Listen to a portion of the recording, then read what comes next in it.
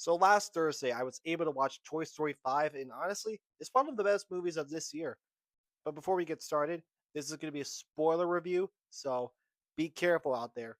Let's get right into it, my Senna boys. To get it off for starters, the movie takes place 2 years after Toy Story 4, and Bonnie is still sad because her only friends are just toys, and then her parents decide to give her a lily pad. Yes, they are going to go for the iPad kids. Jessie really does not like the lily pad, considering she knows how it's like to lose a kid. Like, we see flashbacks to her losing her kid, Emily, and she pretty much has to call her only homie out there, the deputy himself. She brings back Woody in a really good way. Listen, it cannot be a Toy Story movie without Buzz and Woody, but Woody was more sidelined in the movie considering he was the main character throughout the four movies. To me, it's kind of funny that Buzz and Woody actually have beef with each other again, like in Toy Story 1, but not as a toy, but literally as a deputy to Jesse. I thought it was just hilarious to see these two fight all over again. And there was a really hard part to watch, was literally the most like saddest thing I've seen in a Toy Story movie in a long time, and that is seeing Bonnie getting cyberbullied because of her lost toys. Her group chat was like literally flaming her on it, and it just really sucks. It just hits hard like a motherfucker, dude. Like, looking back, I'm literally getting teary eyed by thinking about that. Like, oh my gosh.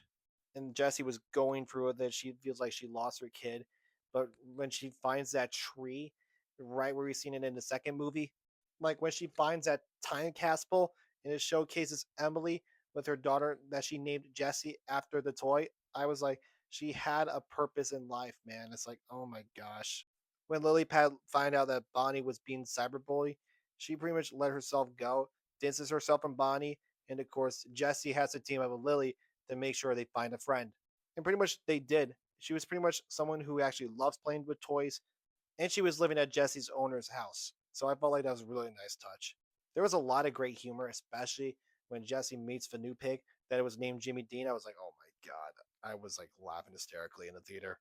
And the second MVP in the movie, Mr. Smarty Pants, who was played by the best talk show host known to man, aka Conan O'Brien. Take that, Jimmy Fallon. Even the high tech buzzes are trying to find Star Command, but the star was truly Jesse. I feel like it was very poetic. And then the real Buzz showed up. He was like, by the way, Zurg's our dad. And they all lost their minds. They're like, no. I feel like the best way to describe this movie is balance between imagination and technology. Because let's be real, technology is going to be here to stay because we have been using it since our everyday lives. Everybody's glued onto their phones, their tablets, their games.